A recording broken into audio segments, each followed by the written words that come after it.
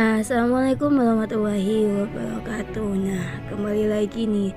Nah, sebelum aku cakap-cakap apa aja gitu ya. Nah, sebelumnya aku mau terima kasih dulu buat kalian yang sudah nonton videonya gitu. Nah, meskipun videonya cuma tentang cerita soal sejarah ya. Tapi sih aku senang gitu kalau cerita soal sejarah gitu. Seneng banget sih kalau cerita soal sejarah, karena sejarah itu asik, menarik, dan tidak pernah bosan untuk didengarkan dan diceritakan, dibaca gitu ya. Nah, meskipun sudah berabad-abad, tapi sejarah tetap tidak pernah mati dan tidak pernah bosan untuk diceritakan. Nah, oke lah, tanpa lama-lama gitu ya, kita langsung aja ke cerita sejarahnya. Nah, oke, kali ini Ludwig II dirasuki oleh gagasan kerajaan suci yang dirahmati Tuhan, tapi pada kenyataannya dia adalah seorang raja yang konstitusional, kepala untuk negara yang dipenuhi hak dan kewajiban serta hanya sedikit kebebasan bertindak. Nah, untuk alasan ini dia membangun sebuah dunia fantasi di sekitarnya yang jauh dari kenyataan sehingga ia bisa merasa sebagai raja yang sejati gitu ya. Sejak tahun 1875, ia hidup di malam hari dan tidur di siang hari kayak kelelawar. Dunia fantasinya lebih lanjut dipertahankan oleh pertunjukan pribadi di Hoftheater, opera, dan drama yang digelar khusus untuk raja. Nah, lebih lanjut, si Raja Ludwig II ini mengidentifikasi dirinya dengan Parsifal, tokoh abad pertengahan legendaris yang menjadi raja cawan suci dan melalui kemurnian serta imannya berhasil menyelamatkan pamannya yang berdosa. Nah, pertarungan batin untuk kebebasan dari dosa dan kesuciannya terlihat jelas dalam buku harian raja yang sangat saleh itu. Ludwig II ini mengingat kesendirian puitis monarki yang ideal dan terus-menerus membuat pengaturan baru untuk dirinya sendiri, namun hal tersebut tidak sesuai dengan tugasnya sebagai kepala negara maupun berada di bawah kemampuannya sebagai seorang raja. Ia gagal memenuhi keinginannya untuk bahwa bukan ilusi dan mimpi dalam kenyataan. Nah, pada tahun 1885, bank asing mulai mengancam akan menyita hartanya. Nah, penolakan raja untuk bereaksi secara rasional membuat pemerintahan menyatakan dia gila dan menggulingkan pada tahun 1886. Nah, Ludwig II ini dipenjara di istana Berg keesokan harinya, dan dia pun meninggal dalam keadaan misterius di Danau Starnberg bersama psikiater yang telah menyatakan dirinya gila. Nah, itu aja ceritanya gitu ya, cukup singkat sih, cuman aku hasil browsing cuman itu yang didapatkan gitu.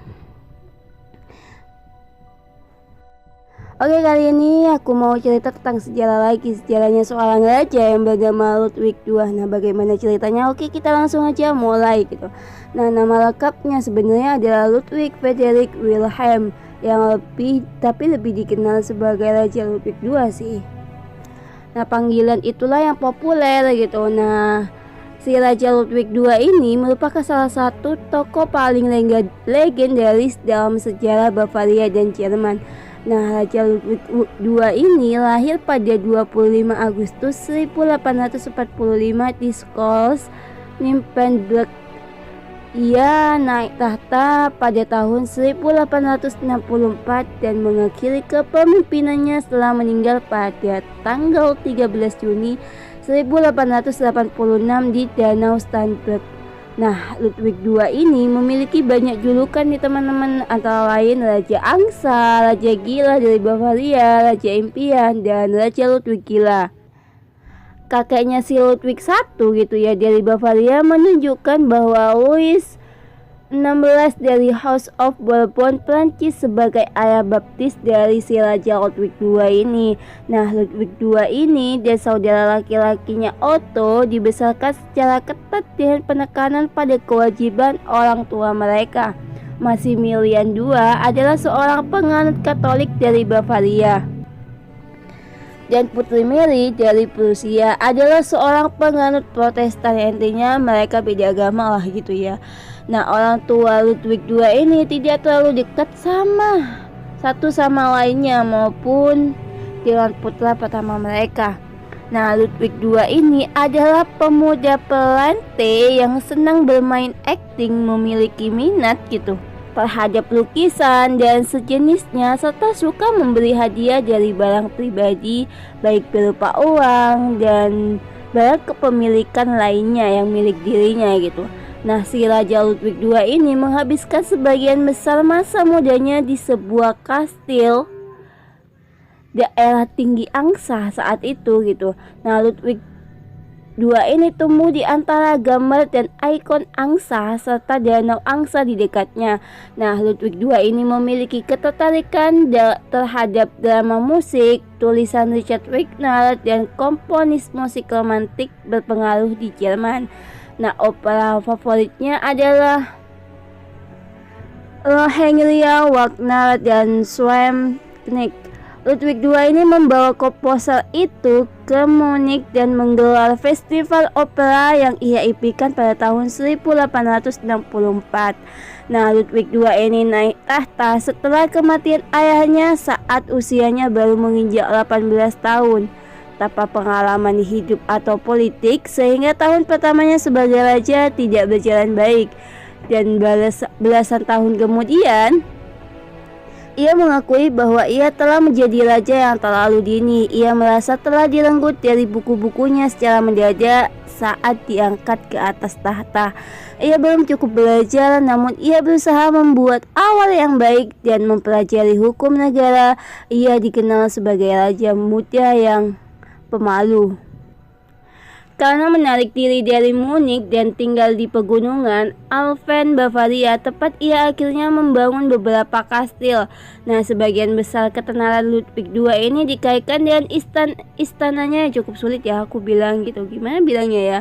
Neustein, Lindenhof, Herrenchiemsee, dan kastil keempatnya Falkenstein gitu, yang direncanakan tapi tidak pernah dibangun gitu. Nah, Ludwig II ini juga menarik khusus pada semua pembangunan istananya,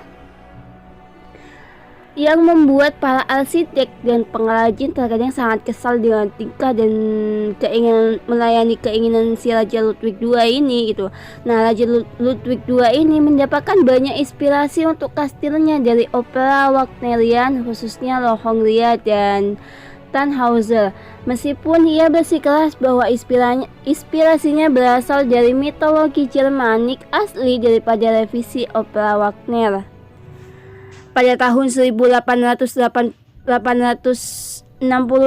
si Ludwig II ini menderita kekalahan terbesar dalam hidupnya. Nah, pada tahun 1866, negara bagian Prusia yang meluas menaklukkan Austria dan Bavaria dalam Perang Jerman. Nah, sejak saat itulah kebijakan luar negeri Bavaria didikte oleh Prusia dan raja hanya pengikut paman Prusianya. Ludwig II ini dirasuki oleh gagasan kerajaan suci yang dirahmati Tuhan. Pada kenyataannya, dia adalah seorang raja yang konstitu.